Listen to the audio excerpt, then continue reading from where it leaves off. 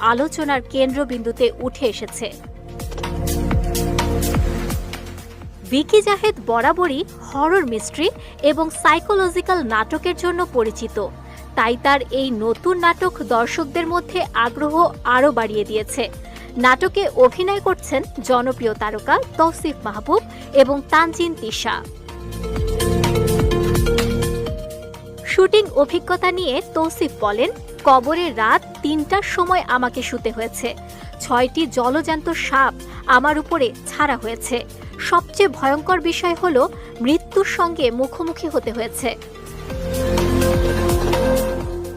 আমি লাশের চরিত্রে অভিনয় করেছি। শুটিংয়ে আমাকে মাটি দেয়া হয়নি, শুধু সাপ দিয়েই কাজ হয়েছে। কোনো সাপ মুখ, বুক বা ঘাড়ের উপর দিয়ে যাচ্ছিল। আমি যদি ভয় পাই সেগুলো সরাতে পারবো না।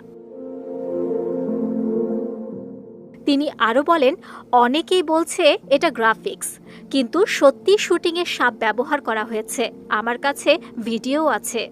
নাটক খোয়াবনামা এবার দর্শকদের জন্য কেবল রহস্য